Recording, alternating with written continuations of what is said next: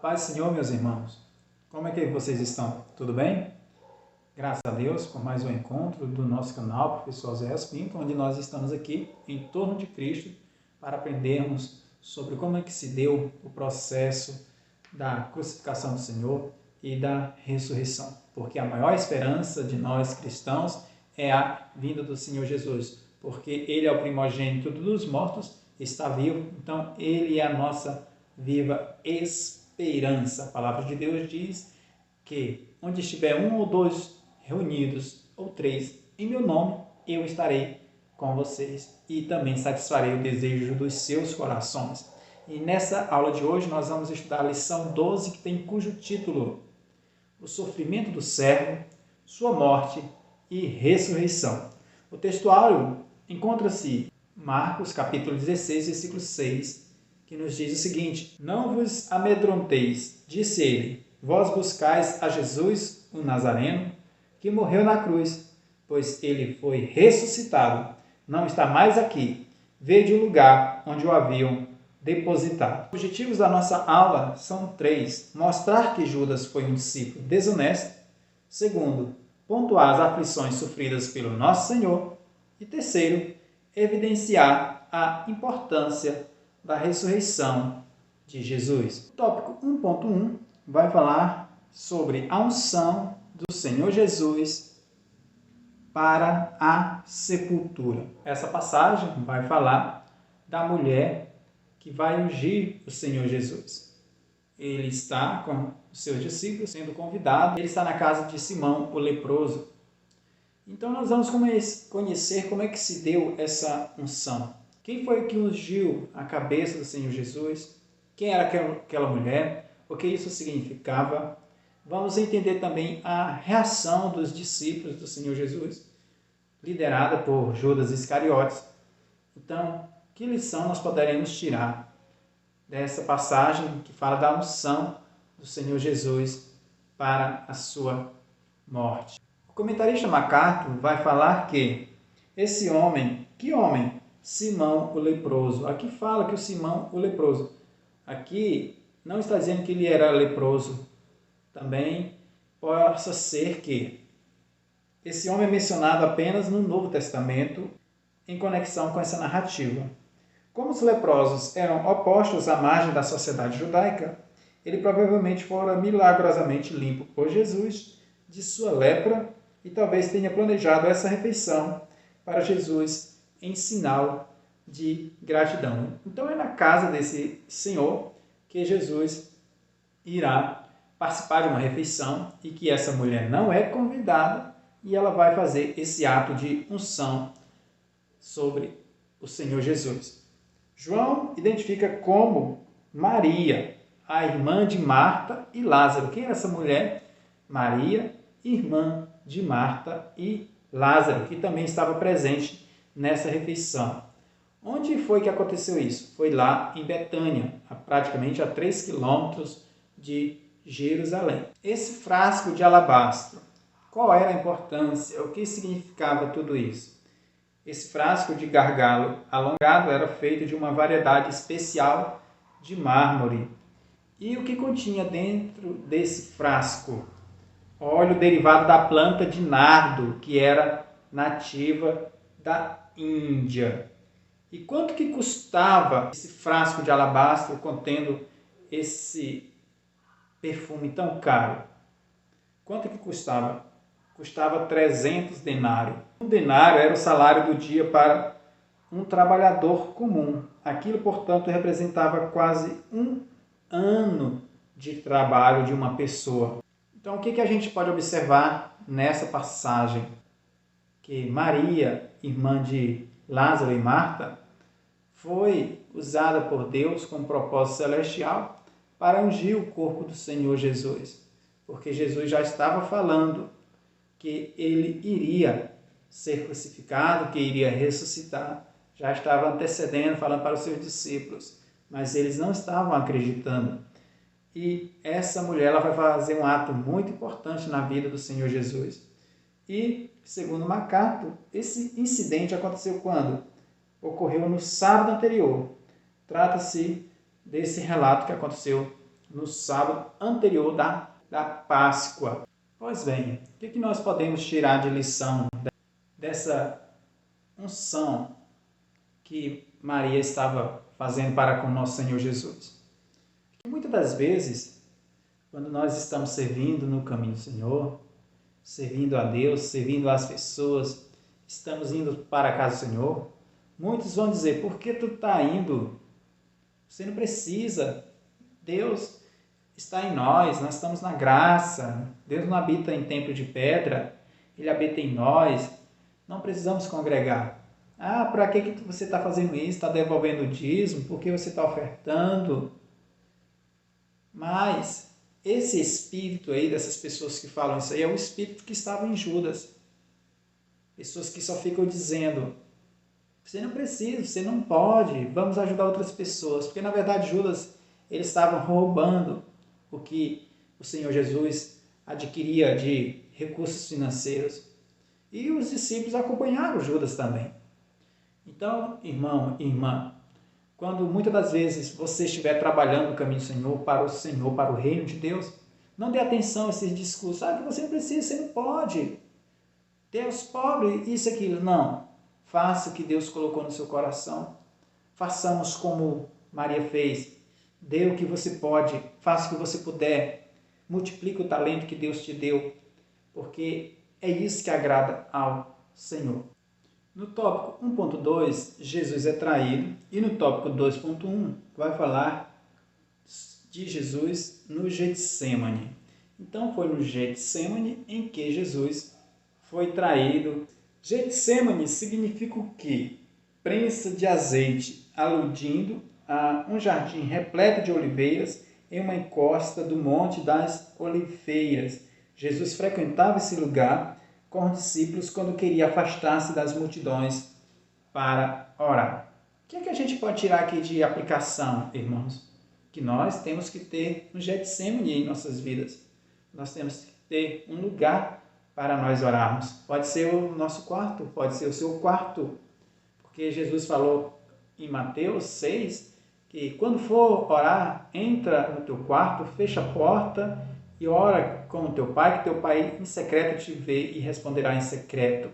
Então nós precisamos ter momento de comunhão, nós precisamos ter momento de comunicação, de intimidade com Deus, porque nós passaremos por aflições, mas nós teremos bom ânimo. Quando a gente vai ter bom ânimo, ter força, ter coragem? Em comunhão com o Senhor. No Salmos 42 fala que, 42:5, que a minha alma está aflita, aquieta minha alma, por que te perturbas dentro de mim? Espere em Deus que ainda o louvarei. Pois bem, então ele está conversando com sua alma ali, Salmos de Coré. Mas no versículo 1 do capítulo 42 vai falar que ele busca e anseia pela presença do Senhor como uma corça anseia pelas águas. Assim também temos que ser eu e você, necessitados, desejosos pela presença do Senhor, uma vida de oração, para que Deus venha nos usar, para que nós não venhamos envergonhar o nome do Senhor e para que nós não venhamos trair o Senhor. Jesus chamou seus discípulos para ir com ele ao Getsemane e especialmente chamou 3, Pedro, Tiago e João, para orar com ele. Mas eles dormiram. E o que aconteceu? Eles fugiram. Eles não vigiaram. Ele falou: vigiai porque o espírito está pronto, mas a carne ela é fraca. Então, o que nós podemos tirar de lição? Temos que ter um Getsemane em nossa vida. Temos que ter momento de comunhão com o Senhor. Temos que ter uma vida de oração para que estejamos sempre atentos, sempre alerta, porque senão a gente pode trair o Senhor. Já que nós falamos sobre o jardim do Getsemane, agora nós vamos entender como é que se deu essa traição, começando por Judas e também o afastamento dos demais discípulos do Senhor. Portanto, essa traição, ela deu-se de uma pessoa muito próxima do Senhor. Deu-se por parte de um dos 12 essa traição, que foi no jardim do Getsemane. E todos nós sabemos, foi por meio de Judas Iscariotes. Foi o único discípulo que não nasceu na Galileia, que era da cidade de Queriote, por isso que o nome dele era Judas Iscariotes. E Judas foi até o Senhor Jesus, vendeu ele para os sacerdotes, porque ele era interesseiro, ele estava preocupado apenas em dinheiro, ele era o tesoureiro e também roubava as finanças da missão do Senhor Jesus, mas Jesus conhecia ele muito bem. Judas vendeu o Senhor Jesus por 30 moedas, o valor de um escravo. E ele ficou com muita raiva de Maria, irmã de Marta e Lázaro, porque ela derramou aquele perfume sobre Jesus e aquele nardo puro custava 300 denários, que custava um ano inteiro de trabalho, um salário inteiro de uma pessoa que trabalhava em média naquela época. E ele ficou com muita raiva disso. Olha só o quanto que Judas foi um desperdiçador. Ele condenou ela, dizendo que ela estava desperdiçando, mas na verdade quem desperdiçou a vida, as oportunidades que Deus deu para ele foi Judas. Ele desperdiçou a vida, desperdiçou o chamado de Jesus, que o próprio Deus convocou. Ele desperdiçou, ele trocou a vida pela morte, trocou a luz pelas trevas. Quantos de nós estamos no caminho do Senhor e a gente fica pensando só nos bens materiais? A gente fica pensando só nos interesses, só nos apegando aqui. Quanto mais a gente se apega aqui, irmãos, mais a gente tende a se afastar do céu. Por isso que Jesus falou, buscar em primeiro lugar o reino de Deus e as demais coisas ele vos acrescentará. O reino de Deus, a sua justiça. Então, nós temos que ter como mente a mente de Cristo, que busca em primeiro lugar agradar ao Senhor. Jesus, lá no jardim do Getsemane, falou, Senhor, se possível, afasta de mim este cálice, contanto seja feita a tua vontade.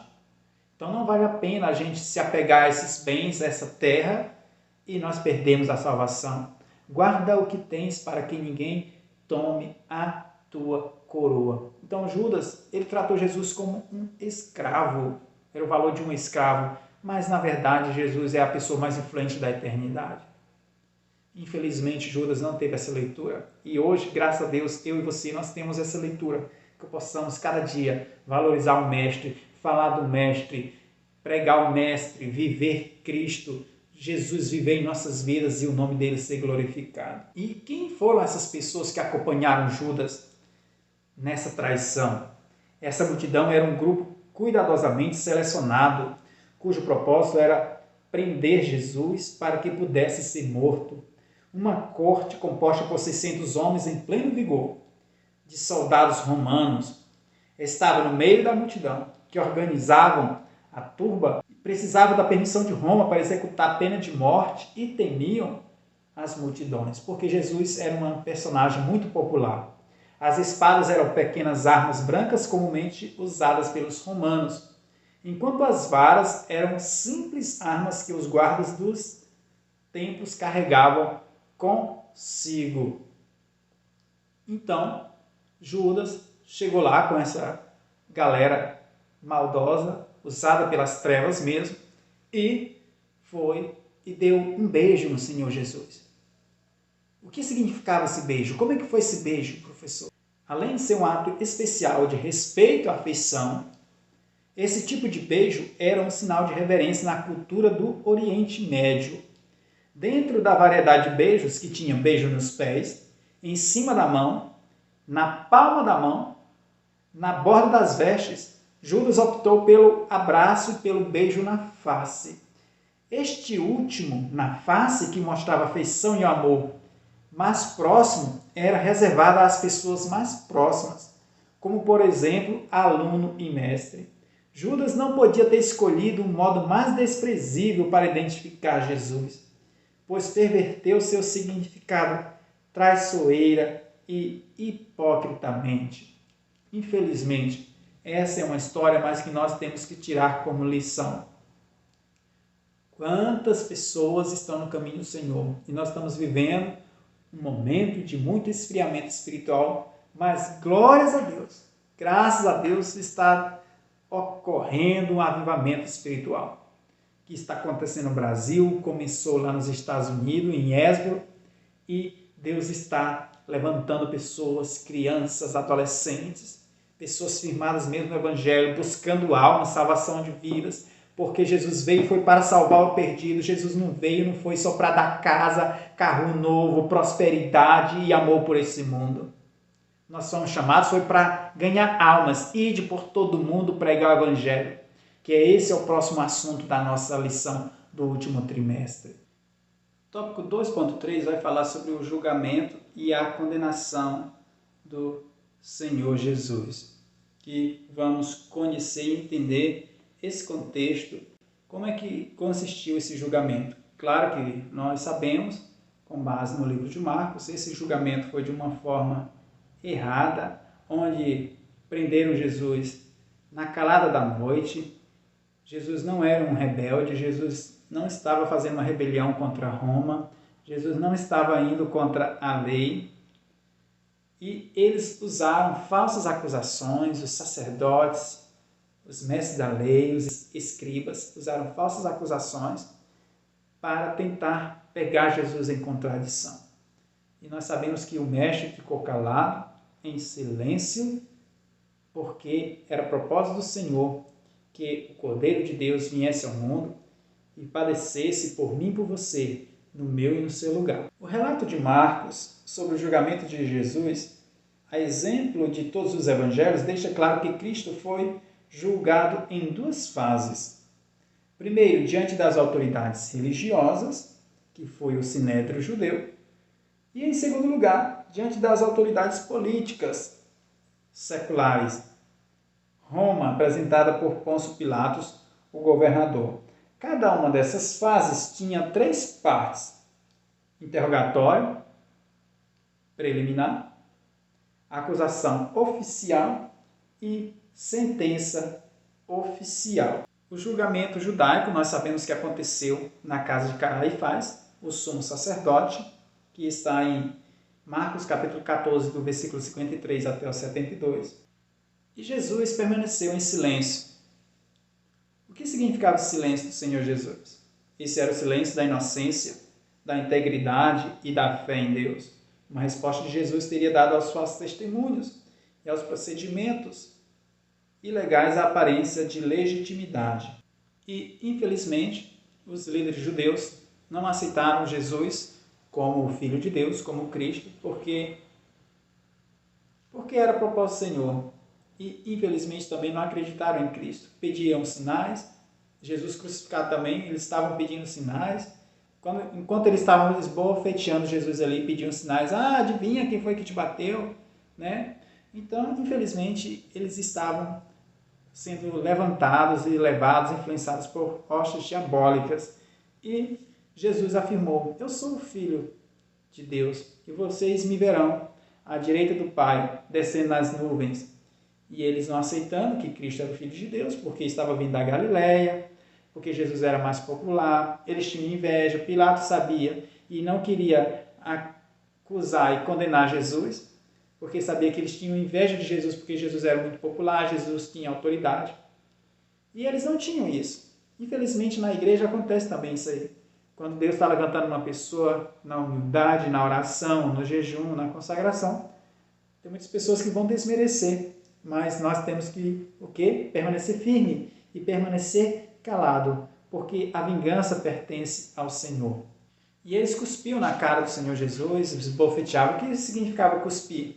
Para os judeus, cuspir na cara de uma outra pessoa era a forma de insulto pessoal mais repugnante e cheia de ódio. Então, aqueles povos estavam sendo tomados pelo ódio, né? Tudo contra o que a lei pregava, né? Não matarás. Os próprios líderes judeus estavam quebrando dos mandamentos, não matarás. Amarás, Senhor teu Deus, todo o teu coração. Como é que eu amo a Deus se eu estou perseguindo uma pessoa, que estou fazendo bem, estou curando uma pessoa no sábado? Incoerência, né, o discurso desse povo, né? Como é que se deu o julgamento romano? Nós falamos sobre o julgamento lá no Sinédrio, na casa de Caifás, o julgamento judaico. Vamos falar do julgamento romano. Ao amanhecer, provavelmente entre as 5 e as 6 da manhã, havendo aprovado a culpa de Jesus de forma ilegal durante a noite, o Sinédrio foi convocado oficialmente após o amanhecer para declarar a sentença. Fontes seculares antigas apontam que os governadores romanos ocasionalmente otorgavam anistia a pedido de seus súditos, supondo que o pedido pediria a libertação do rei deles. Pilatos viu aquele costume anual como a saída para seu dilema a respeito de Jesus. Então, Pilatos pensou, não, vou fazer essa proposta, a população ama Jesus, fez milagres, é o rei dos judeus, então eles irão libertar Jesus. As pessoas preferiram Barrabás. No tópico 3.1, nós vamos falar sobre a crucificação do Senhor Jesus. E como é que Jesus foi violentado, chicoteado? Como é que se deu esse flagelo do Senhor Jesus? Por mim e por você. Por que é importante a gente falar desses fatos? Para que a gente tenha noção do quanto foi esse amor, essa misericórdia, porque geralmente tendemos a romantizar o sacrifício de Cristo, a sua entrega, a sua humilhação. Mas vamos entender melhor. Marcos capítulo 15, versículo 15 também é o comentário do MacArthur. Essa flagelação era realizada com um chicote, conhecido como flagelo, consistente em um punho de madeira, ao qual estavam ligadas correias de couro com pontas de metal. Se açoitado com um flagelo, era um tormento temível, pois o objeto arrancava a carne até os ossos, causando uma hemorragia severa. Muitos prisioneiros morriam por causa disso. E a crucificação era um método de execução comum entre os romanos para escravos e estrangeiros, tendo sido descrita pelo escritor romano Cícero como a mais cruel e atroz das condenações à morte. Sobre a crucificação, esse método, o que MacArthur vai nos falar com base em Mateus capítulo 27? A crucificação era uma forma de castigo que havia sido transmitida aos romanos pelos persas, fenícios e cartagineses. A crucificação romana era uma condenação vagarosa. Algumas vítimas até eram comidas vivas por aves de rapina ou animais selvagens. A maioria ficava pendurada na cruz por vários dias antes de morrer de exaustão, desidratação, febre traumática e asfixia. Quando as pernas não suportavam mais o peso do corpo, o diafragma era apertado de tal maneira que impossibilitava a respiração. As mãos costumavam ser pregadas pelos pulsos e os pés pelo peito do pé ou no tendão de Aquiles, às vezes usando um só prego para ambos os pés. A característica mais notável da crucificação era o estigma da desgraça vinculado. Era uma indignidade à humilhação de carregar a própria cruz, o que poderia pesar cerca de 90 quilos. Um quaterno, ou seja, 4 soldados, conduziu o prisioneiro pelas multidões até o lugar da crucificação. Um letreiro com a acusação seria pendurado ao redor do pescoço da pessoa, ou então anexado acima da sua cabeça na cruz. A crucificação do Senhor Jesus foi num lugar chamado Gólgota. E o que significa Gólgota? Lugar da caveira. É um termo em aramaico que significa caveira, traduzido por Marcos para seus leitores. Embora hoje o local exato seja desconhecido, 2 pontos geográficos são tidos como possíveis, que é o Calvário de Gordon, assim chamado por causa do homem que descobriu em tempos modernos, ao norte, e, segundo, o lugar tradicional do IV século, a oeste da Igreja do Santo Sepulcro, uma tradição datada do século IV depois de Cristo. Nós sabemos que Jesus sentiu sede, eles deram uma bebida para ele, numa esponja. E que bebida era essa, professor? Era um vinho misturado com mirra, para amenizar provisoriamente a dor. Os romanos permitiam que as vítimas consumissem essa bebida, provavelmente não por compaixão, mas para evitar que lutassem enquanto eram crucificadas. E que hora que se deu essa crucificação do Mestre? 9 horas da manhã. Em grego, hora terceira. A crucificação aconteceu às 9 horas da manhã, com base no método do cômputo do tempo judaico. João observa que era por volta das 6 da manhã quando Pilatos sentenciou Jesus a ser crucificado. Então, 3 horas mais tarde, ele foi crucificado. E o que estava escrito na acusação de Jesus? Este é Jesus, o Rei dos Judeus. Anotava-se o crime pelo qual o homem era condenado em uma tábua de madeira, a qual era fixada na cruz, em cima de sua cabeça. A inscrição de Jesus estava em latim, aramaico e grego. O que estava escrito? O Rei dos Judeus. Como Pilatos havia declarado repetidas vezes que Jesus era inocente de qualquer crime, ele ordenou que isso fosse anotado. Embora a intenção de Pilatos não fosse zombar, tampouco honrar Jesus, certamente planejou aquilo como uma afronta às autoridades judaicas, as quais lhe haviam dado tanto trabalho. Quando os líderes judeus indignados pediram a Pilatos que mudassem a inscrição, ele se recusou a fazê-lo. Uma comparação dos relatos dos 4 evangelhos revela que a inscrição completa dizia: Este é Jesus, o Rei dos Judeus. A partir do versículo 33 do capítulo 15 de Marcos, vai falar que a terra ficou escura do meio-dia até as 15 horas da tarde. Em grego, foi na hora sexta, no ponto médio das 6 horas de Jesus sobre a cruz. A terra ficou em trevas, uma marca do julgamento divino. Aí, sobre a amplitude geográfica, sobre essas trevas, era em todo o planeta, a amplitude geográfica da escuridão não é conhecida, embora nos escritos dos pais da igreja sugira-se ter se estendido para além da Palestina, até as 3 horas da tarde, que foi a hora em que Jesus deu o brado, em que entregou o seu espírito. A morte não venceu Jesus, ele entregou seu espírito de volta ao Pai. Sobre o sepultamento de Jesus, que consta no tópico 3.2, sabemos que isso consta no Evangelho de Marcos, capítulo 15, a partir do versículo 43. José de Arimateia e Nicodemos foram os que pediram a Pilatos o corpo de Jesus. Quem era esse José de Arimateia? Arimateia é conhecida no Antigo Testamento como Ramá, ou Ramataim Zufita. O lugar de nascimento de Samuel está em 1 Samuel, capítulo 1, versículo 1 e versículo 19, e capítulo 2, versículo 11. Localizava-se de 24 a 32 quilômetros a noroeste de Jerusalém.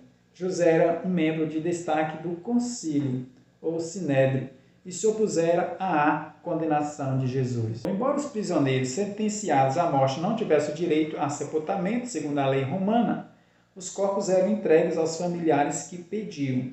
Mas a mãe de Jesus estava emocionalmente exausta para fazer esse pedido.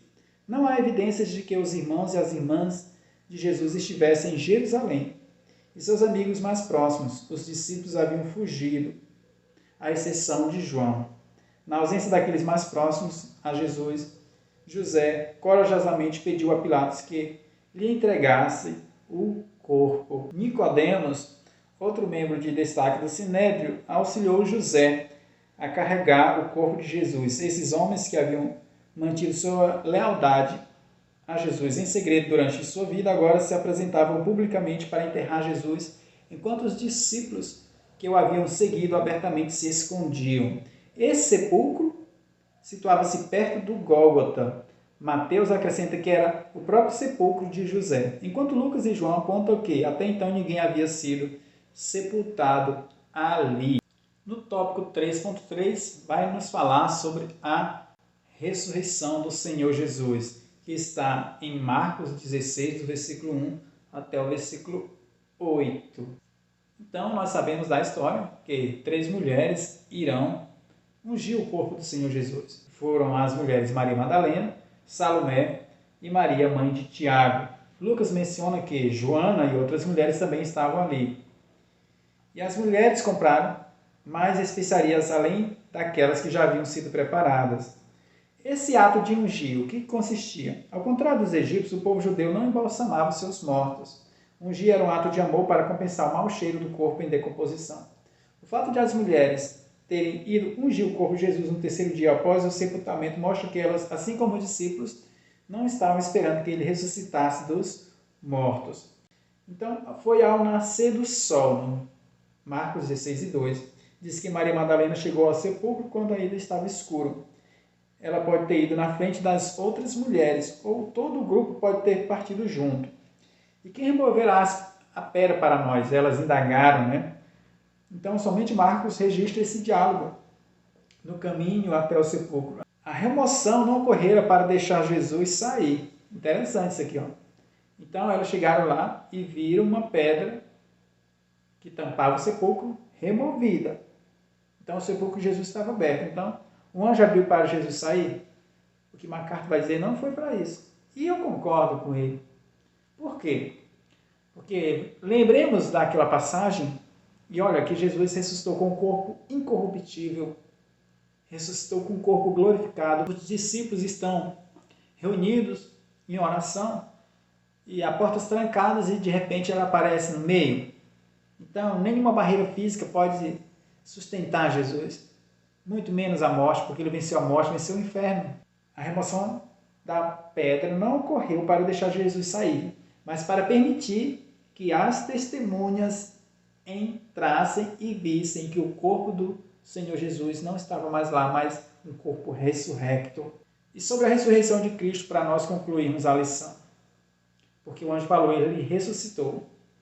A ressurreição de Cristo é uma das verdades centrais da fé cristã e a única explicação plausível para aquele sepulcro vazio. Até mesmo os líderes judeus não negaram a realidade do sepulcro vazio, mas inventaram a história de que os discípulos haviam roubado o corpo de Jesus. A ideia de que os discípulos medrosos e céticos de alguma forma haviam dominado o destacamento da guarda romana e roubado o corpo de Jesus é absurda. Igualmente, a ideia de que eles fizeram isso enquanto os guardas estavam adormecidos é ainda mais absurda. E nesse caso, como os guardas poderiam saber o que acontecera se estavam adormecidos?